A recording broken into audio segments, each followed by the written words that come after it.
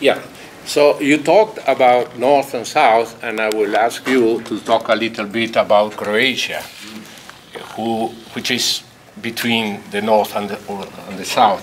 Actually, my brother wrote some questions for you, and I will take your patience to read the questions, if you will. My brother's name is Boris Vujcic. Croatia needs foreign direct investment as well as room for the international bond market. However, Croatia shows persistent twin deficits. These are balance of payments and government accounts, ever since independence, resorting to debt issues to cover shortfalls and build foreign exchange reserves. Total government foreign debt is acceptable at this level now, but the situation won't last if there is no change in the basic equation. The balance of payment deficit has been mitigated as of late by a slowing economy and the rather cheap international oil prices. At the present time, unemployment is up to 17%. Now the questions. First, does the governor think that the fact that Croatia is joining the European Union under the ongoing crisis is sufficient to provide for a change in the basic deficit equation and thus improve its sovereign risk and attract investors? Any tariff benefits? Okay, there are two more questions if you... Okay, so quickly, when do we have to leave at 11:15? Okay, so quickly, the EU entry in terms of the tariffs will basically be beneficial for us if you look at the European Union market. Why? Because you eliminate all the tariffs towards the European Union market, and that helps attract the foreign direct investments. It will be slightly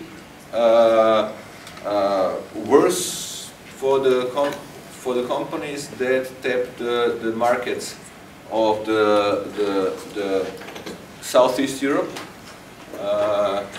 because they will lose some of the tax preferential treatments with the countries which are not in the European Union, like Serbia, Bosnia, Montenegro, Macedonia, etc. But overall, basically, there is a benefit coming from the tariff reductions, particularly in terms of making the country more attractive for the FDIs.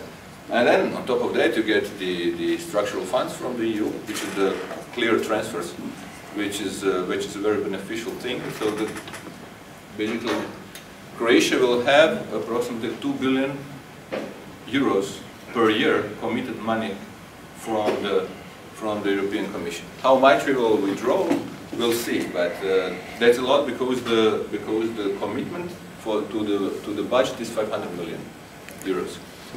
Okay. The other question: does the governor think that the current exchange rate of the kuna is adequate to boost exports of goods and services? Is not Croatia going the Greek way? No, it's not going the Greek way. It's clear. And the numbers are very different. But you rightly said in the beginning, actually, that Croatia is somewhere between the south and north. If you look at the numbers in Croatia, it's somewhere exactly between the south and north in terms of the numbers, competitiveness, whatever. The exchange rate, it's like an impossible question, but we did all these three different ways of calculating the real equilibrium exchange rate. I was explained over the breakfast, and according to them, it's the exchange rate and the IMF calculations. They do the same, and the European Commission does the same. It's pretty much close to the equilibrium value. At the moment, it turns out that it's something like 4% overvalued, but it's not a lot. Okay, the final question. Does the governor think that the current interest rate is adequate to boost the economy? Well, let me put it this way.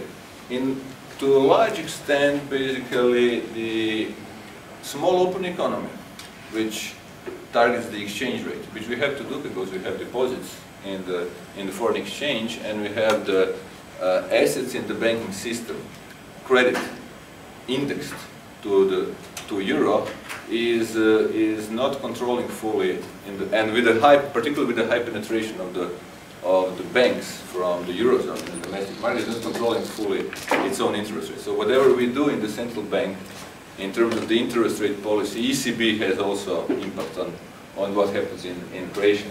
And I would say that at the moment we have provided structural surplus of the liquidity in Croatia, which means that the banks don't even come for the repo operations with the Croatian National Bank because there is more liquidity than they need.